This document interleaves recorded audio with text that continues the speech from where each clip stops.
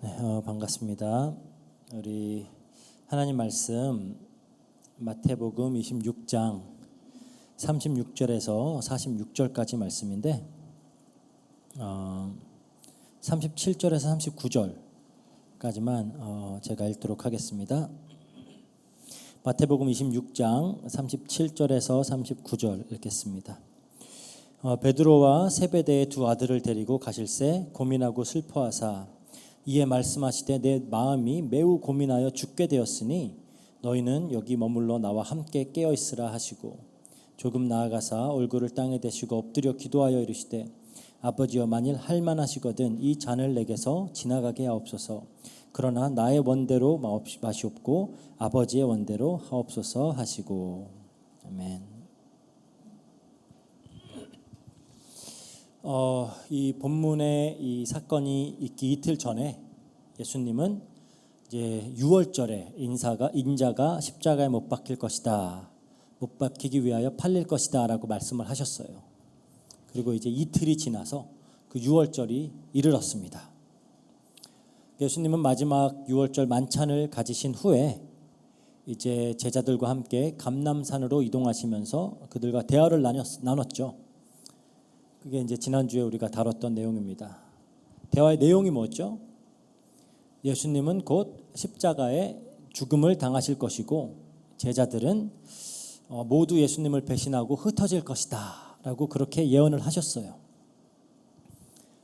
그리고 이제 이때 베드로는 본인은 결코 예수님을 버리지 않을 것이다 호언장담하였고, 이에 이제 예수님은 이날 밤에 닭 울기 전에 베드로는 예수님을 3번 부인할 것이다 이렇게 또 말씀을 하셨습니다.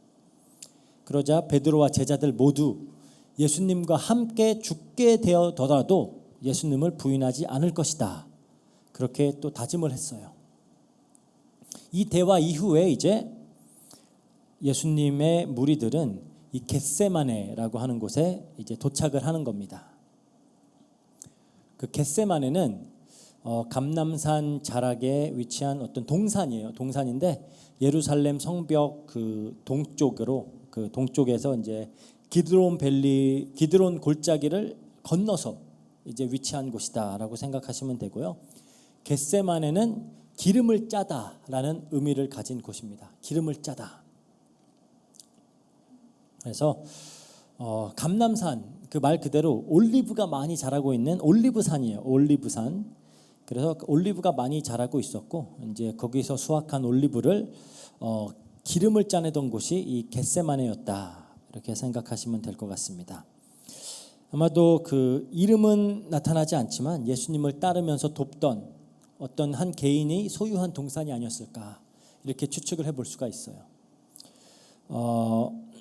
사실 뭐 이름 모르게 예수님을 이렇게 도왔던 자들이 많이 있죠. 또 그 마지막 유월절 주간에 그 나귀를 내어주었던 사람도 있었고요. 유월절 만찬의 장소를 제공했던 사람도 있었고, 이렇게 뭐 여러 예수님을 보이지 않는 곳에서 이렇게 돕던 손길들이 있었습니다. 그리고 이제 요한복음에 보면은 이 겟세마네 역시 또 예수님이 가끔 제자들과 모이시던 곳이다라고 기록이 되어져 있어요. 그 예수님은 공생의 기간 적어도 적게는 한 3번에서 5번까지 예루살렘을 방문을 하셨던 것 같거든요. 그러면 그렇게 예루살렘을 가시게 되면 제자들과 함께 모이시던 장소가 또 이 겟세마네가 아니었을까 또 추측을 해볼 수 있습니다. 누가복음에도 예수님이 습관을 따라서 감람산에 가셨다. 그러니까 항상 이제 습관대로 가시던 곳이다. 그래서 예수님이 또 종종 기도하셨던 장소가 이 겟세마네가 아니었을까 그렇게 생각을 할 수가 있습니다. 오늘은 이제 예수님께서 마지막으로 십자가에 달리시기 전에 이 겟세마네에서 기도하셨던 이제 3건을 함께 살펴보도록 하겠습니다. 그 지저스 크라이스트 슈퍼스타라고 하는 뮤지컬이 있어요. 거기에 보면은 그 겟세마네라는 제목의 이제 곡이 있죠. 예수님께서 마지막에 겟세마네에서 하나님께 기도하셨던 장면을 매우 극적으로 그런 묘사하고 있는데 아마 또 그것 때문에 더 유명한 그런 장면이 되지 않았나 볼 수가 있습니다. 이제 제자들과 함께 겟세마네에 이제 도착을 하셨어요, 예수님이. 그리고 제자들에게 아마 입구쯤이겠죠. 너희들은 여기 앉아 있으라. 이렇게 말씀을 하시고는 이제 기도를 하러 가세요. 그러니까 제자들을 두고 이제 동산 안쪽으로 더 깊이 들어가신 거죠. 이때 베드로와 야고보 또 요한을 데리고 들어가십니다. 그러니까 왜 유독 예수님은 베드로와 야고보 요한을 따로 챙겼을까? 이런 의문이 들 수가 있죠. 변화산 사건 때에도 예수님은 이 셋만 따로 데리고 가셨어요. 뭐 여러 가지 추측들이 있을 수 있겠지만 확실한 사실은 변화산 사건과 또 예수님의 겟세마네 기도 역시 누군가는 보고 이를 다른 자들에게 알려줘야 했어요. 그렇죠? 그래서 아마 데리고 가신 게 아닌가. 그 변화산 사건은 예수님의 공생의 기간 중에 예수님의 가장 영광스러웠던, 하나님 예수님의 영광이 가장 뚜렷하게 나타났던 사건이죠. 너무나도 영광스러웠기 때문에 제자들은 거의 막 황홀경에 빠져버릴 정도로 그런 사건이었습니다. 그리고 겟세마네 기도는 예수님이 가장 약해지시고 예수님의 인간다우심이 가장 잘 나타났던 사건이에요.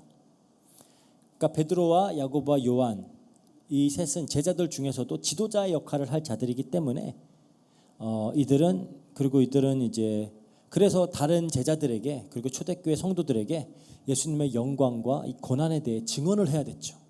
그래서 아마 따로 이렇게 데리고 가셔서 보여준 게 아닌가.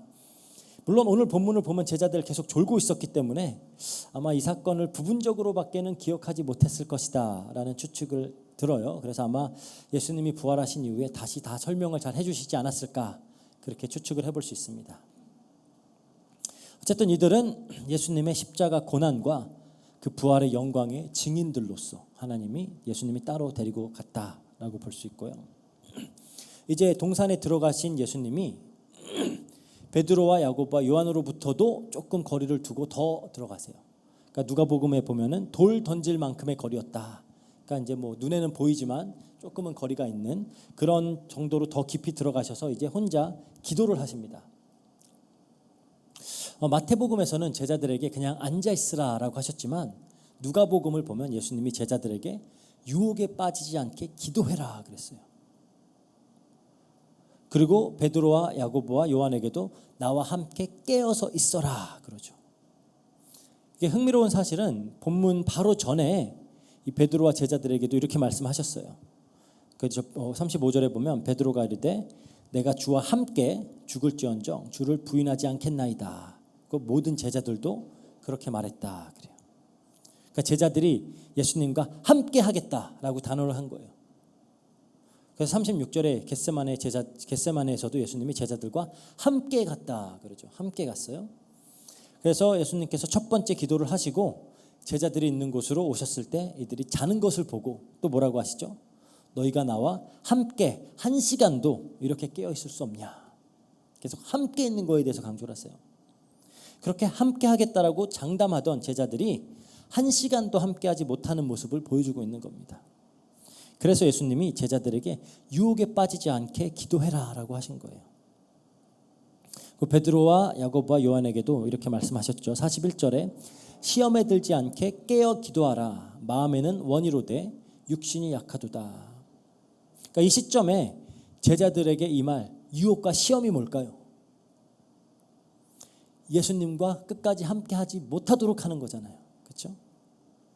즉 예수님은 베드로와 제자들이 자신을 부인하고 배신할 것을 알고 계셨지만 그럼에도 이들이 유혹에 넘어가지 않기를 시험에 들지 않기를 바라고 계셨던 것 같아요.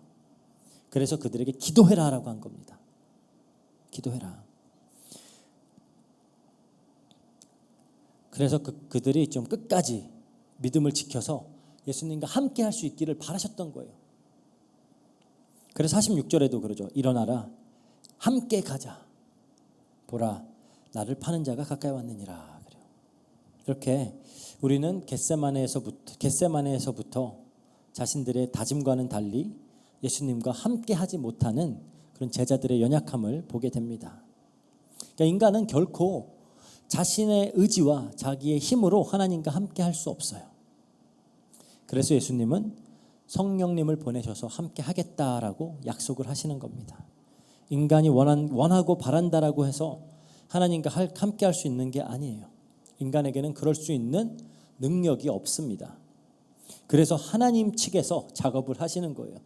그래서 오순절 마가 다락방에서 기도할 때 성령을 부어주시고 강권적으로 오직 은혜로 당신의 백성들과 함께 하시는 겁니다.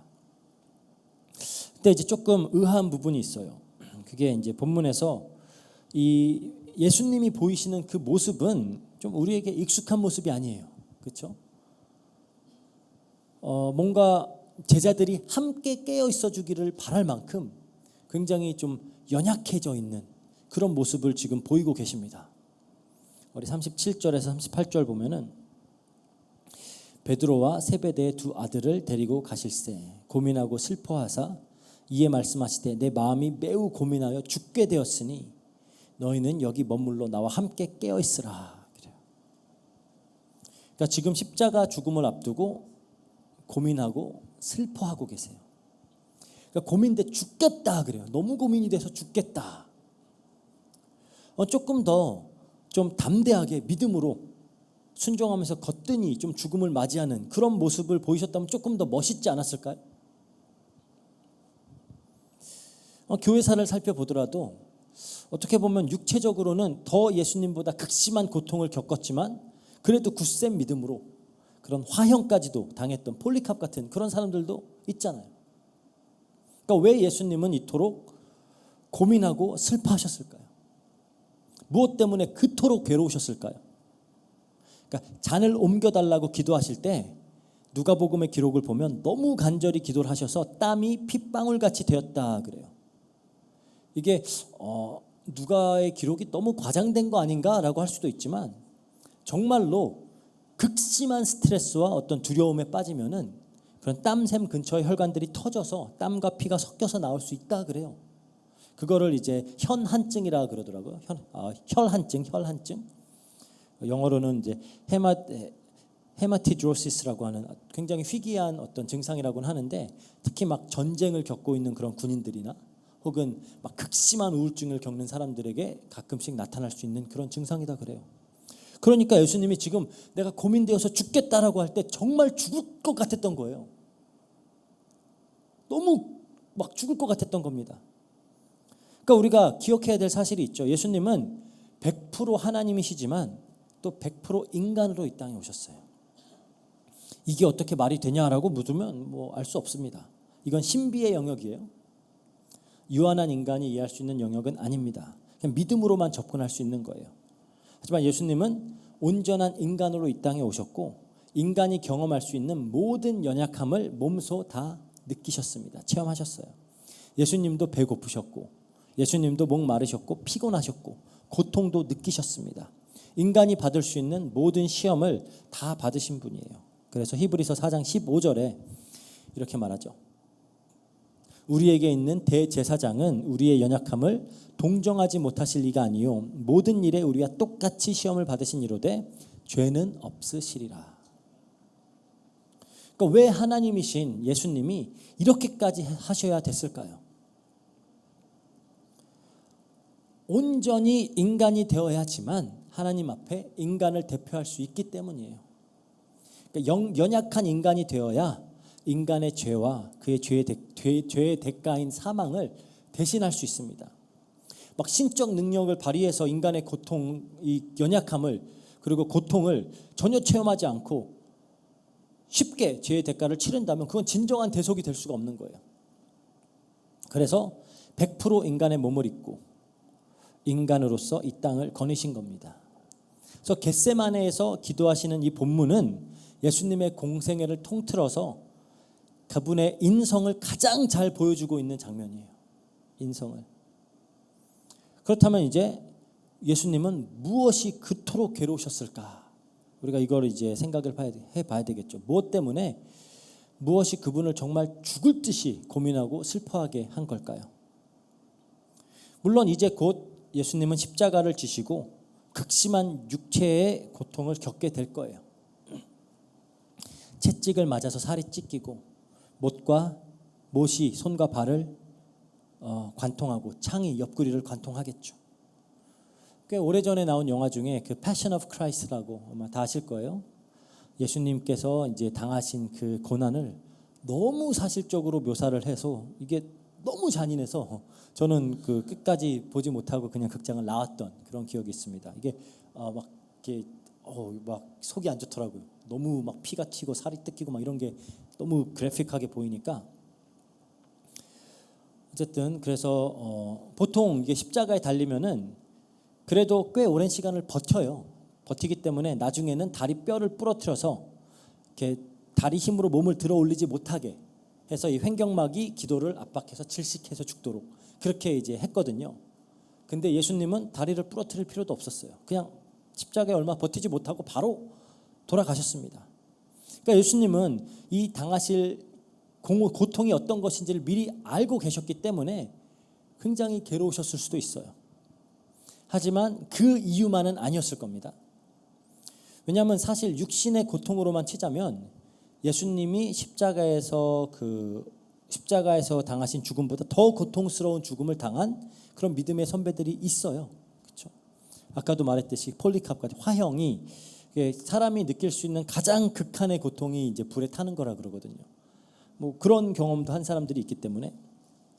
근데 예수님의 입장에서 더 큰 고통은 아버지 하나님과의 단절입니다. 아버지 하나님과의 단절. 예수님의 죽으심은 인간의 죄에 대한 하나님의 심판이죠. 심판이란 것은 궁극적으로 하나님으로부터의 단절이에요. 하나님은 모든 인간의 생명의 근원이시죠. 그래서 그분과 연결되어 있을 때만 그제야 우리가 살아있다라고 할 수 있는 거예요. 그래서 지옥은 다른 게 아닙니다. 하나님으로부터 완전히 단절된 게 지옥이에요. 그러니까 인간에게도 그렇다면 예수님께는 과연 어땠을까요? 예수님은 하나님과 하나이신 분입니다. 요한복음 10장 30절에 나와 아버지는 하나이니라 예수님이 그러셨죠. 그래서 성자 예수님은 성부 하나님과 온전한 사랑으로 연합되어 있으신 분이에요. 존재의 모든 영역이 아버지와 유기적으로 다 연결이 되어 있습니다. 그래서 같은 마음을 갖고 계시고 같은 생각을 갖고 계시고 같은 뜻을 같은 의지를 갖고 계세요. 그러니까 예수님의 말씀을 빌어서 이 관계를 표현하자면은 서로가 서로 안에 거하는 그런 관계입니다. 그러니까 어떻게 표현할 수 있는 가장 친밀한 관계죠.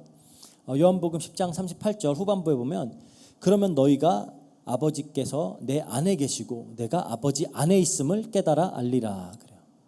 내 안에 너 있고 내 안에 나 있다. 너는 나고 나는 너다. 그럴 정도의 관계라는 거예요. 근데 예수님께서 십자가에 돌아가실 때 뭐라고 부르짖으셨죠? 엘리 엘리 라마 사박다니. 나의 하나님 어찌하여 나를 버리시나이까. 그러니까 아버지로부터 완전히 버림을 받으신 거예요. 그 마가복음 14장 36절에 보면 예수님이 이거는 이제 그 겟세마네 기도인데 하나님께 이렇게 부르짖어요. 아빠 아버지여 아버지께서 모든 것이 가능하오니 이 잔을 내게서 옮기옵소서. 하나님을 아빠라고 친밀하게 부르시던 오늘 본문에서는 예수님이 나의 아버지요 그래요. 나의 아버지. 성경 전체에 나의 아버지라고 처음 하는 건데 그렇게 아빠라고 내 아빠라고 할 수 있었던 분이 이제 나의 하나님이라고 부르짖을 수밖에 없는 그런 상황이 되신 거예요. 그게 너무 괴로우셨던 겁니다. 아버지로부터의 단절.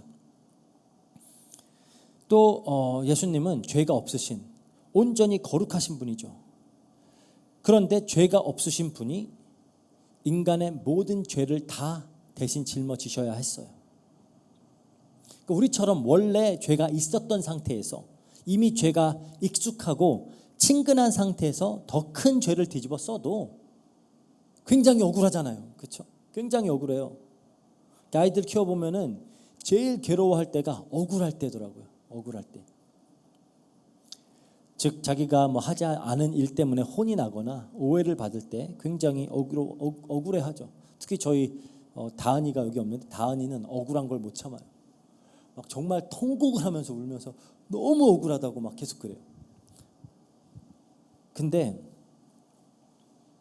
그렇다면 죄가 없으신 분이 죄를 아예 모르시는 분이 온전히 거룩하신 분이 인간의 죄악을 짊어지시게 될 때 그 마음이 어땠을까요? 그러니까 마치 우리가 가장 깨끗하고 고급스러운 새 옷을 처음 입고 나갔는데 오물을 뒤집어 쓰게 될 때 그것도 막 굉장히 기분 나쁠 거 아니에요. 그거와는 비교도 할 수 없는 그런 어마어마한 영적인 고통이 있었던 거죠. 모든 종류의 그런 악과 부패와 불의와 배신과 폭력과 막 음란과 살인과 거짓과 하나님에 대한 반역과 모든 온갖 더러운 죄가 다 예수님께 그냥 전가가 돼버린 거예요. 죄를 모르시는 분한테. 그러니까 모든 시대를 살아갔던 모든 인간의 모든 죄가 다 예수님께 덮어 씌워진 겁니다. 그러니까 인간이라면 감히 상상조차 할 수 없는 그 무게의 죄를 홀로 짊어지신 거예요. 그리고 단순히 죄를 짊어지기만 한 게 아니라 본인의 존재 자체가 죄가 돼버렸습니다. 고린도후서 5장 21절에 그러죠. 하나님이 죄를 알지도 못하신 이를 우리를 대신하여 죄로 삼으신 것은 우리로 하여금 그 안에서 하나님의 의가 되게 하려 하심이라. 죄를 알지도 못하는 분이 죄가 돼버렸어요. 아버지 하나님이 가장 사랑하시던 독생자가 하나님이 가장 경멸하고 미워하시는 죄가 돼버린 거예요. 그러니까 거룩하신 하나님의 아들이라는 정체성 자체가 부정당해버리는 겁니다. 아버지 하나님은 거룩하시기 때문에 예수님이 하나님의 진노의 대상이 되어버린 거예요. 하박국 1장 13절에 이렇게 얘기합니다. 하나님은 주께서는 눈이 정결하심으로 악을 참아 보지 못하시며 패역을 참아 보지 못하시거든. 하나님이 참아 쳐다볼 수도 없는 그런 존재가 돼버린 거예요. 그러니까 예수님은 너무 괴로우셨던 겁니다. 정말 죽을 것 같은 너무 극심한 슬픔과 스트레스와 공포를 지금 느끼고 계시는 거예요. 어쩌면은 아마 몸소 십자가 고통을 겪으셨던 그 시간보다 이 시간이 더 괴로우셨을 수도 있어요. 그러니까 누가복음의 기록처럼 천사가 와서 도와줬어야 했을 만큼 100% 인간으로서 인간의 모든 연약함과 어떤 두려움과 공포심을 가지고 예수님은 이 본문에 기도를 하고 계시는 겁니다. 그럼 우리가 이 기도를 좀 살펴볼게요. 먼저 지금 예수님이 기도하시는 이유가 뭘까요? 예수님이 이미 함께 있던 베드로와 야고보, 요한에게 이렇게 말씀하셨죠. 시험에 들지 않게 깨어서 기도해라. 마음에는 원이로되 육이 약하도다. 제자들에게 깨어 있으라고 하신 이유가 이들이 시험에 들지 않게 하기 위해서였다. 그렇다면 예수님도 시험이 들지 않기 위해서 지금 기도하고 계셨구나라고 우리가 생각해 볼 수 있어요. 100% 인간으로 이 땅에 오셨기 때문에 인간이 당할 수 있는 모든 시험을 다 당하셨습니다. 우리가 잘 알듯이 예수님이 공생의 사역을 시작하셨을 때에도 사탄이 예수님을 시험했었죠. 그것도 3번. 아마 본문에서 예수님이 3번 기도하신 이유도 아마 다시 사단이 3번을 강하게 시험하지 않았나? 뭐 그렇게도 볼 수가 있고요. 어쨌든 사탄이 시험을 한 겁니다. 근데 그 시험이 뭐였을까요? 39절에 조금 나아가사 얼굴을 땅에 대시고 엎드려 기도하여 이르시되 내 아버지여 만일 할만하시거든 이 잔을 내게서 지나가게 하옵소서. 그러나 나의 원대로 마시옵고 아버지의 원대로 하시옵소서. 즉 인간 예수님에게는 하나님이 원하시는 것과 대치되는 다른 원하는 것이 있었다라는 거예요. 그렇죠? 그리고 사탄이 그 틈을 비집고 들어와서 예수님을 시험을 했던 겁니다. 예수님이 원하는 게 하나님과 원하는 것과 다르니까 그거를 비집고 들어와서 지금 시험하고 있는 거예요. 그렇다면 그 예수님이 원하시던 게 뭘까요? 사탄이 예수님을 처음 시험했을 때 뭘 가지고 시험했었죠? 육신의 배고픔, 어떤 자기 증명과 인정에 대한 욕구, 그리고 자아 실현과 어떤 힘에 대한 욕구, 이런 것들을 가지고 시험하셨죠. 그러니까 인간이 원하는 것들, 그걸 가지고 지금 사탄은 예수님을 처음에도 시험했는데, 그러니까 이 세상에 그 누구도 극심한 육신의 고통을 원하는 사람은 없어요. 그렇죠? 누가 육신의 극심한 고통을 원합니까? 그리고 가장 친밀한 대상과의 완전한 단절을 원하는 사람도 없어요. 너무 슬프잖아요. 그리고 타인의 죄를 억울하게 책임져야 하는 그런 일들을 원하는 사람은 하나도 없습니다. 모든 인간은 육신의 어떤 안녕과 편안함을 원하죠. 사랑하는 사람들과의 친밀한 관계 속에 있고 싶어 합니다. 그 정당한 대우를 바라길 원해요. 그게 잘못됐다라는 게 아닙니다. 당연히 그래야죠. 하나님의 구원 계획 안에서 이 시점에서는 이것이 하나님의 뜻과 대치되고 있었던 거지 그게 잘못됐다라는 건 아니에요. 즉 예수님은 지금 억울하게 남의 죄 때문에 극심한 고통을 당하면서 죽는 게 싫으셨던 거예요. 하나님의 진노의 대상이 되어서 하나님과 단절되는 것을 원치 않으셨던 겁니다. 그러니까 인간 예수님이 원하시는 바는 이런 걸 원치 않아요. 그런데 하나님의 뜻은 뭘까요? 그럼 하나님의 뜻 이사야서 53장 10절에서 11절 볼게요.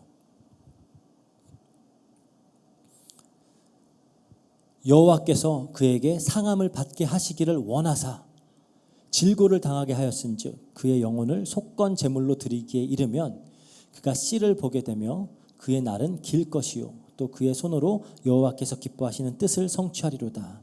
그가 자기 영혼에 수고한 것을 보고 만족하게 여길 것이라. 나의 의로운 종이 자기 지식으로 많은 사람을 의롭게 하며 또 그들의 죄악을 친히 담당하리로다. 그러니까 하나님의 뜻은 하나님이 원하시는 것은 예수 그리스도가 상하고 질고를 당해서 씨를 보는 겁니다.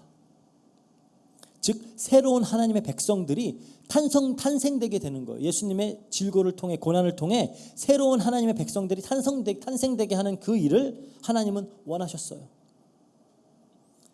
그러니까 죄로부터 대속받고 하나님의 심판으로부터 자유로워진 성도 즉 교회를 탄생시키는 일을 원하셨던 겁니다. 그리고 그들을 의롭게 하는 일 그걸 원했던 거죠.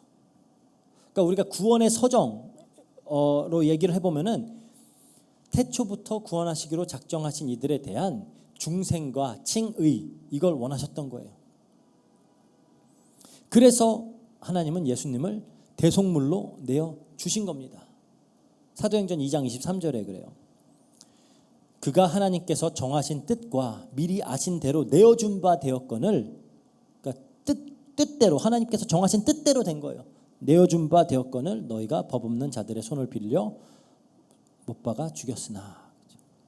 그러니까 이렇게 인류 구원을 향한 하나님의 뜻과 인간의 육체를 입고 십자가의 고난을 받아야 했던 예수님의 뜻이 서로 대치하고 있었던 거예요.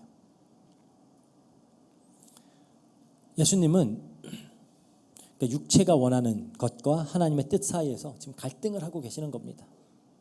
그래서 이 잔을 내게서 지나가게 하옵소서. 그래서 지나가다라는 단어를 사용한 게 굉장히 흥미로운데 70인역에 보면 70인역은 구약 성경 히브리어 성경을 헬라어로 번역한 거죠. 하나님께서 애굽 사람들을 치러 가실 때 이제 문설주의 피를 보시고 지나가실 것이다. 유월할 것이다. 그 지나가다가 똑같은 단어예요.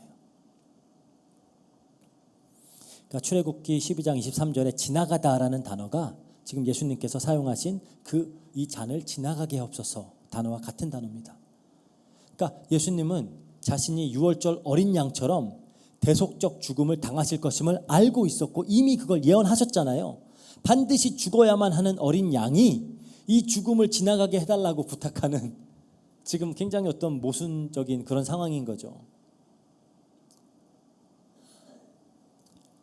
즉 예수님은 이 순간에 그런 극심한 사탄의 시험을 당하고 계셨던 겁니다. 그래서 갈라디아서 5장 17절에도 그러죠. 육체의 소욕은 성령을 거스르고 성령은 육체를 거스르나니 이 둘이 서로 대적함으로 너희가 원하는 것을 하지 못하게 하려 함이니라. 그래서 예수님께서 제자들에게 마음에는 원이로되 육신이 약하도다라고 말씀하셨던 것처럼 예수님도 하나님의 뜻을 너무 잘 알고 있고 그 뜻을 너무나 따르고 싶었지만 이 육신의 연약함이 이걸 계속 대적하고 있었던 거예요. 그래서 예수님은 기도를 하신 겁니다. 3번이나 간절히 기도를 하셨어요. 성경에 보면 예수님께서 따로 기도하셨다라는 기록들이 종종 등장을 하죠. 저는 항상 궁금했어요. 과연 예수님은 무슨 기도를 하셨을까? 예수님이 제자들에게 뭐 어떻게 기도해라 가르쳐 주신 장면들은 여기저기 나타나죠. 주기도문과 같은 기도문도 남아 있고요.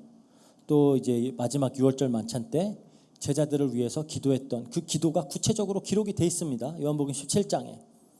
그런데 예수님이 자기 자신을 위해서는 무엇을 기도했는지, 그 기도의 내용이 기록된 장면은 이 겟세마네 기도밖에 없어요.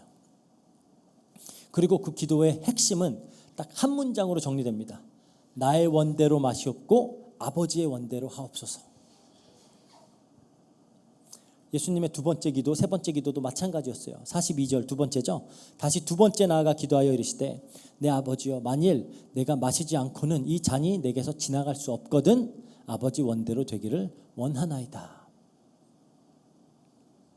지금 보통 이제 성경에서 잔은 이제 하나님의 진노와 심판을 의미하죠. 잔을 마신다라는 거, 심판을 당한다라는 거예요. 이걸 마시는 것이 아버지의 뜻이라면 그대로 되기를 구하고 있는 겁니다. 세 번째도 같은 말씀으로 기도했다. 이렇게 이제 기록이 돼 있어요. 즉 예수님의 기도는 항상 이 자리로 수렴되고 있는 겁니다. 항상 아버지의 뜻대로 하옵소서. 이게 기도의 목적인 거예요. 나의 연약한 육체가 원하는 것에서 방향을 틀어서 아버지의 뜻과 일치하도록 하는 것. 이걸 우리의 힘으로 능히 할 수 있다면 기도가 필요 없겠죠. 하지만 우리는 할 수가 없어요. 우린 너무나 연약합니다. 마음이 원해도 육신이 연약해요. 육체의 소욕이 끈질기게 하나님의 뜻을 거부하고 대적해요. 그래서 기도하는 겁니다. 나의 뜻이 하나님의 뜻과 일치할 수 있도록. 당장 내가 원하는 상황대로 되지 않더라도 하나님이 더 옳고 하나님이 더 선하심을 인정하고 그 뜻에 순종할 수 있게 되도록 우리는 기도하는 거예요. 그러니까 예수님은 그 겟세마네 고난을 통해서 어떤 순종의 본을 보이신 거죠. 히브리서 5장 7절에서 9절입니다. 그는 육체에 계실 때에 자기를 죽음에서 능히 구원하실 이에게 심한 통곡과 눈물로 간구와 소원을 올렸고 그의 경건하심으로 말미암아 들으심을 얻었느니라. 그가 아들이면서도 받으신 고난으로 순종을 배워서 온전하게 되었은즉 자기에게 순종하는 모든 자에게 영원한 구원의 근원이 되시고. 그래서 예수님이 이래서 기도하신 겁니다. 기도는 하나님의 뜻에 맞춰 나가는 거예요. 우리의 기도도 마찬가지입니다. 우리가 해야 될 기도는 우리의 육신의 연약함으로부터 방향을 틀어서 하나님의 뜻과 맞춰질 수 있도록 우리는 간구하고 기도하는 거예요. 예수님은 이렇게 괴로운 시간을 보내시면서 치열하게 기도하셨는데 그 기도하신 이유가 뭘까요? 이 겟세마네가 기름을 짜는 곳이듯이 지금 예수님의 전 존재가 기름을 짜듯이 이렇게 뭉개지고 짜여지고 있어요. 왜 이렇게 당하셨어야 될까요? 우리의 죄를 깨끗이 씻어주기 위해서, 우리를 죄로부터, 심판으로부터, 사망으로부터 구원해주기 위해서 예수님은 지금 이 일을 당하고 계시는 겁니다. 우리는 예수 그리스도의 이 십자가 죽음을 그냥 뭐 인류 구원을 위한 하나의 뭐 수학 공식처럼 그렇게 생각하고 또 너무 많이 들었기에 별 감흥 없이 그냥 당연한 것으로 여길 때가 없지 않아 있음을 고백할 수밖에 없죠.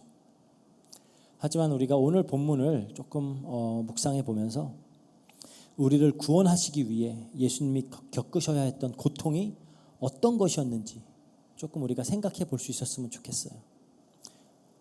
이렇게까지 해서 우리를 구원하셨구나. 그 우리에게 쏟아 부어주신 은혜가, 우리의 영원한 구원이 어떠한 대가를 치루어서 가능해진 것인지를 우리가 조금은 더 묵상해 봐야 되지 않나, 그런 생각을 합니다.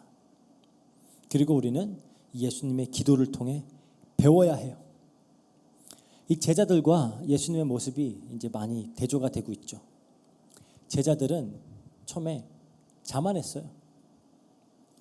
자신의 믿음과 자신의 실력을 신뢰했습니다. 나는 신앙생활 잘하고 있어.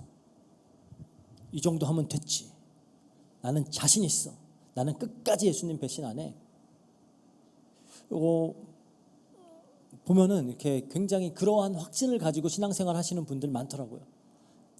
자기의 실력으로, 나의 의지로 끝까지 믿음 지킬 수 있다라고 생각하고, 끝까지 하나님의 뜻대로 살 수 있다라고 생각하고, 그리고 제자들도 그랬습니다. 자만했어요. 자신의 믿음과 자신의 실력을 신뢰했습니다. 그래서 깨어서 기도하지 않았어요. 이게 되게 위험한 겁니다. 내가 할 수 있다라고 믿으면은 깨어서 기도를 하지 않아요. 내 능력으로 할 수 있으니까. 그리고 그 결과가 뭐죠? 결국 시험에 드는 거예요. 결국 시험에 들고 예수님을 배신하기에 이릅니다. 어찌 보면 가장 큰 죄를 짓는 거죠. 하나님을, 예수님을 배신한 건데 제일 큰 죄예요. 그래서 가룟 유다, 우리가 가장 악랄한 죄악된 사람으로 그렇게 인식을 하는 이유가 예수님을 배신했기 때문이에요. 제자들도 근데 다 똑같은 죄를 지었습니다. 왜? 자만해서, 기도하지 않아서, 스스로 할 수 있을 거라고 믿어서. 그런데 예수님은 이들과 대조적인 모습을 보이시죠. 이들의 스승이신데, 예수님은 하나님이신데, 그런데 겸손하셨어요. 본체 하나님이심에도 가난한 심령으로 깨어서 기도하셨습니다. 인간의 육신을 가지고 산다라는 게 어떤 건지 너무 잘 아셨던 거예요. 그래서 깨어서 기도하셨고, 그리고 그 결과 시험을 이기셨어요. 그리고 하나님의 뜻에 순종하였죠. 그래서 우리가 또 알아야 될 것은 예수님의 십자가는 인류 구원을 위한 하나님의 수단인 동시에 또 성도된 우리가 반드시 따라야 할 완벽한 본이에요. 그래서 우리가 십자가를 생각할 때 물론 우리가 이렇게 구원받았다, 구원의 방법이지만 또 그것이 성도가 살아가는 삶의 본이구나. 그것을 보고 또 우리 이번 주 또 한 주간도 이 본문 말씀을 묵상하시면서 좀 우리 안에 이 구원에 대한 감사가 회복되었으면 좋겠어요. 예수님이 이렇게까지 고통스러워 하시면서 이루어낸 구원이구나. 그리고 또 동시에 이 본을 우리가 따르면서 예수님을 더욱 닮아가는 그런 우리가 되기를 또 주의 이름의 이름으로 축복합니다. 같이 기도하겠습니다. 사랑과 은혜가 풍성하신 하나님 감사합니다.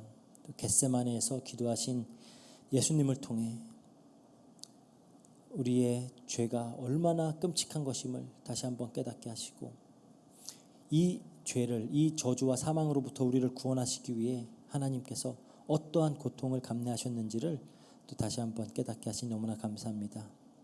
이 너무나도 크고 감당할 수 없는 이 은혜를 우리가 받았사오니 더욱 감사할 수 있도록 하시고, 더욱 하나님을 사랑할 수 있도록 하시고, 더욱 이 은혜를 증거할 수 있도록 역사해 주세요. 또한 예수님께서 보이신 이 기도하시는 모습, 순종하시는 모습, 이것이 우리에게 본이 되어서 또 우리가 이 땅을 하나님의 백성으로 살아가며 하나님께 순종으로 영광 돌리며 또 예수 그리스도를 본받는 삶 살아갈 수 있도록 주님이 역사해 주세요. 감사드리며 모든 것 우리 주 예수 그리스도 이름으로 기도합니다. 아멘.